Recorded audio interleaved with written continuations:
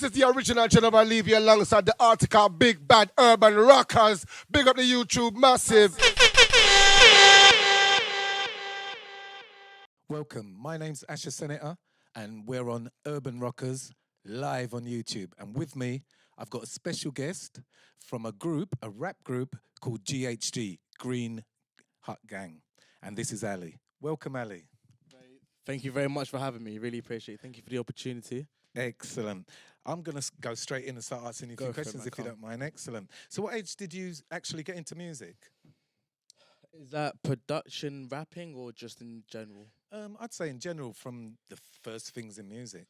Oh God. Well, like my memory of my past experiences growing up is really clouded for no reason. But from like as early as I can remember, I've always loved music. My dad loves Michael Jackson. He had ridiculous amounts of CDs. So when we used to have a car driving around, that would always be on. So I love Michael. Literally just growing up my whole entire life, even in primary school, any music played. And then I don't know, maybe when I hit about year 8, I started developing a respect and understanding for all different types of music. And I think that's really when I felt it. Instead of hearing, I felt it as well. So yeah. So what actually inspired you to become an artist? To say, I have to become an artist myself? I think it was the simple fact that I had views on this world and I had an energy that I felt people should hear. And the way I saw it was, you know, if someone's a big rapper or someone, you know, their voice is being heard. And a lot of people exploit that fact and use it for money or things like this. But I think there's a lot of power when people can hear your voice. And it's a lot of, it's a lot of responsibility what to say and what you're trying to get across. So I'm just trying to get across my thing, really. Okay, so do you buy music? I have not bought music for a very long time, to be honest. Can you remember your first single you bought, though? N-Dub's Uncle B, actually. Yeah. Excellent. My dad wasn't happy with that at all. Why weren't he happy? First time I put it in the car with the family. And yeah, didn't get that CD back. You didn't get it back? No, it's pulling in my dad's room still. Excellent. So what's your favourite album by another artist? Dr. Dre, 2001. Wow. I love it so much. Massive. The tour Amazing. And everything. Oh, you must have went to town on that. I think, yeah. I was born 1997, so I think that was literally just after the tour happened, or I think around about that time, that's when all the tour was going on, so I feel very annoyed I was too young to experience that for myself. But yeah, that's my favourite album. The whole beats and the production and all the lyrics, everything's just amazing. That's fantastic. So that goes back to the question before. That's another part of the inspiration for you, isn't it? Yeah, I mean, listening to those beats, I found amazing. And growing up, I didn't think it was possible for humans, yet alone me, to be producing these kinds of sounds and all this. So I think that's what got me into the production side. Dr. Dre is my biggest inspiration for production, because just listening to what he had going on and how different it was, and just how you can tell that was an extract from his life, just copied onto a music software, and that's what it's created. Just amazing. Simple as that. It's amazing. I wonder if his name will come into the next question. So what artists do you like and you would like to work with, and why? Well, artists that I like, Dr. Dre, I like a lot. In terms of UK and grime artists, I love many, if not all, but I think some of the top off my head, Big Nasty, obviously Skepta, he came out of his new album, which was very big. Many people, Devlin, too many for me to conjure up in my head, but someone I'd want to work with is someone, Akala. But wow. I've only felt this recently. I've always listened to him, but recently I listened to all of his Fire in the Booths, and it just really got to me. It was amazing, and that's exactly what I'd want to do with my music. The messages that he's trying to get across is so personal to him, and you can tell it's him. You can tell if he was off a camera, and if you were having a conversation with him, that's what he's going to be saying to you, innit? And that's the persona that he has. He's not putting anything on. He's not faking anything. And that's the type of person I want to work with. I like that. Above all, yeah. Like that. That's excellent. So, where was the last event you performed at? The last event I performed at was actually the the end of year Code 7 performance. I want to say big up to Code 7. I think it's the reason I'm here. It's the reason that our music has hit the levels it has at the moment, to be honest. It's amazing. Yeah, they gave us the opportunity to perform in the Hootenanny? Yeah. Yeah, the end of year performance. That was very big for us. Brilliant. That was a I turning was point. at that event, and Yeah, it was very good. good feedback, excellent feedback on your performance. Yeah, it was very nice. Fantastic. So, what has been the best moment you recall? I know you're young and everything, but what's the best moment you recall so far? Music career. Yeah. Okay, well, in terms of music and in terms of my group, it was actually during that performance because I'm not saying this just because this codes everyone anything. This is the truth, and I'll tell you why. Because there's 5 of us in this rap group. There's me, my friend Connor, Christian, Shay, and Owen. There are 2 others, but they don't actually rap yet. But so there's 5 of us that actually rap, and so far we've only been able to perform with 3 of us, or like only 2 or 1 or just a few of us. But this was the first performance. We didn't have all 4, but we had all 5. Sorry, we had only 4 of us. It was me, Christian, Shay, and Owen. And from the second we stepped on, I felt the energy. This is the first time I ever felt the energy of. It's not even the whole group. There's one missing, and he's got something else to add. So I was just thinking, there's only 4 of us here, and the amount of energy that I felt, and I could tell people were reciprocating it. People were feeling it. They loved it. The energy that we were bringing and what we had, and that's the first time I saw what we were like as a group to other people, if that makes sense. And I was thinking, not even all of us are there. Imagine what more we can bring, or imagine what more we have. Perfect. It's only strength to strength as far as I'm seeing and hearing with your music. Yeah. Fantastic. Always moving. Beautiful. So, describe your music, please, for the audience, and tell us how long you've been writing. Right. Okay. Well, our music as a group, GHG, it'd be hard to describe, but I'd say in all genres, we're creating like our own kind of, not twist, but our own kind of interpretation. So the grime music that we have, obviously everyone knows grime is very aggressive and it can be all war dubbing, clashing, and all these kind of things. But we do follow that. We do things like that because obviously that's the culture of grime. That's how it goes, and it's beautiful. That's made it what it is. But at the same time, we're trying to add this kind of realness to it. Obviously, there's been realness in it from the start, but we're trying to add some more. Because a lot of people say it's too fast, you can't hear what you're saying, but that's not true. If you're listening to what they actually say, you can really feel it. And we're trying to create types of beats and music where it's grime, but it allows you to really listen to what they're saying. And if it's something real, and if it's a subject that means a lot to that person, the beat or the instrumental will complement that, and you'll feel it with the beat. And I believe that grime music can make you feel more than just gassed and up in the air. It can make you think about things. And our EP coming out 20th of June, it's gonna show you that. And yeah, we do hip hop as well. We do all different sorts of things, but really within ourselves, we're just trying to explore with what we can do with nowhere near reaching our limit or something. There's no limit for us as far as we know. So yeah, just keep on going. Yeah. Excellent. So, give us 3 artists that you'd like to be compared to. Compared. Yeah, that's the word, compared. That's a hard question. I wouldn't necessarily want to be compared to anyone because I'd want to be Nice. just not in my own, but in our, like, just want to be seen as for who we are, not compared to other people, because everyone's themselves, and everyone, because I'd like to think that what we're doing is very original, that it's kind of hard to be compared. But if I was to say 3, I'd want our group to be just as acknowledged and looked at as a group such as BBK, but me saying that we do different things to that. We're not trying to imitate anyone else or anyone else's group. We're doing our own thing. But if I'd want to be looked at in that kind of light, I mean, in a sense of realness, I guess Akala, everyone knows. If everyone knows, looks and respects what he's saying and feels it, and if he comes out of a new tune tomorrow, people are going to sit down in those silence for those 3.5 minutes to listen to what he has to say. And I'd like to think that I'll get at a point in my career, in our career as a group, that's what people are going to be doing to us. And I'd say the love that Big Nasty gets just from his like fan base and things, because obviously he does a lot for the people, and he's kept it real in himself. He's done it independently, which is what we're trying to do also, obviously with the help and the support that we get from everyone else. But yeah, we'd want to be, I say those three for me. Yeah. Fantastic. Beautiful. So can you give me 3 genres of music, your top 3? Okay.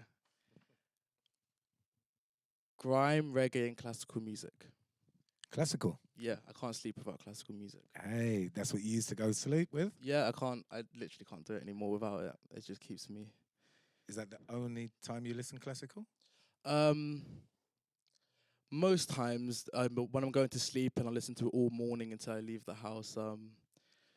As soon as I get that digital radio that everyone's talking about, then I'll be able to listen You'll to be it on really the go. good. You know, So is that with vocals or without vocals? both. Classic FM is playing in my room 24/7. So, but if I don't know, it's just something about it. The fact that it holds no BPM, it doesn't hold anything. It's just the feeling and like.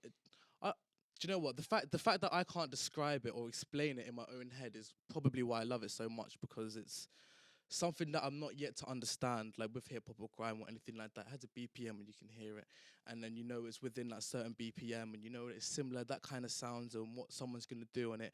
But with classical music, it can be anything. Like I've heard a classical music that's got me screwing my face, like what's going on here, like. And the other ones, I'm like nearly crying, and it's just crazy. Obviously, any music can do this, but I feel like it's just the most organic, in my opinion, from what I've heard so much. I'm still trying to understand it, you know? Excellent. I'm just loving it. It's beautiful. I listen classical at certain times of Trust my me, life man. and stuff. Excellent. Keeps me sane. So professionally, what is your goal?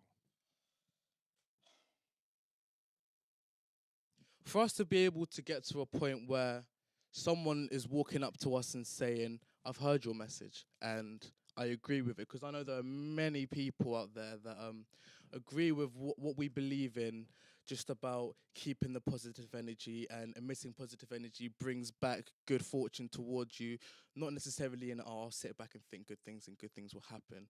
It's positive energy and acting on it and embracing and not regressing things and all things like this. So I think for one person that I don't know to walk up to me and be like, I've heard what you said and I agree, and it's inspired me to, not even inspired, just, I thought about it and I'm keeping that with me. I agree with what you said. That would be enough for me. Or even if I stood on a stage with my whole group and got a little cheer, or someone sung one of our lyrics, I could go home, I could die a happy person right there. That's it for me. Because I don't, I'm not interested in trying to break records or earn ridiculous amounts of money. It's just about connecting with the people, pretty much. Powerful. So what other jobs have you done other than being an artist? So, when I was from the ages of like 11 to about 14, I was like cleaning gardens and things. I like asked people if they needed their dogs to be walked or their gardens to be done. What was that for money? You was asking them for money Yeah, to do their just gardens quick and walk their dogs? Yeah, things like that. And then I'm currently working for delivery Back company. in my day, they used to call that bobber job. Bobber job? Bobber job, because Oh, what? Asking you used to have for a jobs and bob. that? You know, in my time, there was a bob when I was a young lad. Oh, yeah. And so bob, what's that now? I reckon maybe a 50 pence, I reckon that is now. Okay. Could be the equivalent. So you say bob a job, and your parents, everyone would send you out, say, go and do a bobber job, and you knock someone's door like what you done and say, can I do your garden for a bob? You know what I mean? They give you a bob a job. Huh. If only it was that easy. The amount of times door been shut in my face, I was just must have been like, Bob a job, or hopefully. Get the police. Hey, this guy. No, but times have changed. Yeah, honestly. But I do like how you're progressing and what you're moving forward with. Yeah. That's excellent. But describe a real life situation that actually inspired you. A real life okay. Oh, there's quite a recent one. I'll go with the most recent one. There's a grime artist called Big Zoo. He lives in Ladbroke Grove, I believe. I'm not too sure, to be honest. But I was working for Deliveroo 2 weeks ago, or just last week. And then I just finished my shift and I was cycling away. And then I saw him. I saw him coming out of a car, and I just stopped my bike in front of him, and like the biggest idiot, I was just like, "You're Big Zoo, aren't you?" And he was like, "Yeah." And then just being as rude as I could, I asked if I could rap to him. I didn't even want any details, or I wasn't trying to promote my music. I just genuinely wanted to know what he thought.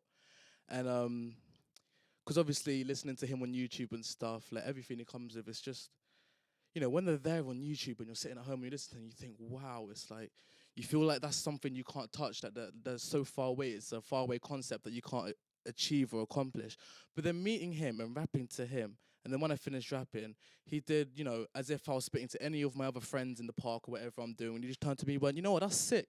He was like, "I like this, whatever you did, blah, blah, blah." He had to go quite quickly. So, but he just gave me feedback and told me what I liked, and that was it. And that inspired me. You think you'd be like that? You get famous and big and someone stops you, some young lad, and says, "Yo, you're GHG." I'll probably be more surprised than they are to see me, the fact that they're walking up to me.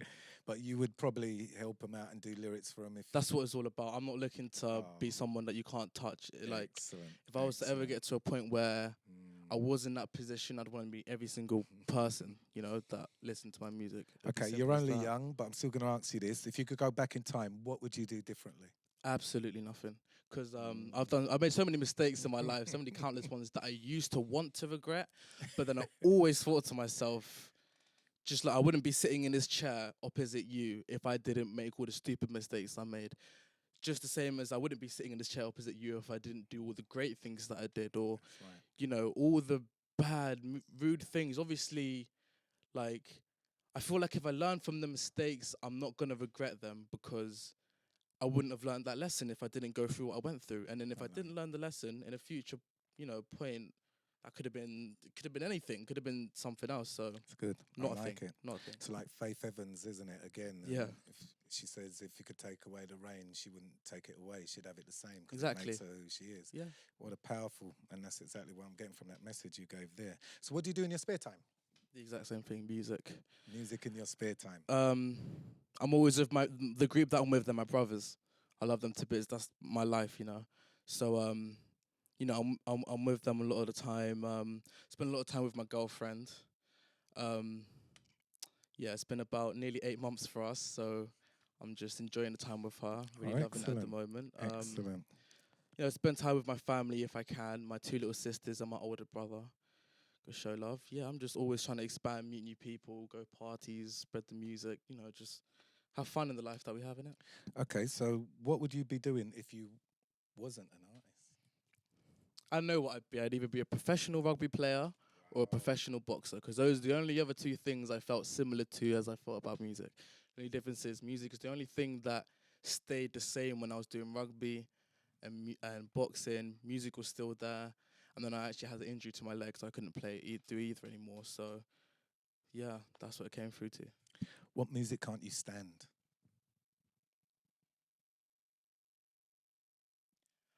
I'd like to think I love all genres, which I do, but if there was a genre that I'd pause the quickest, probably be...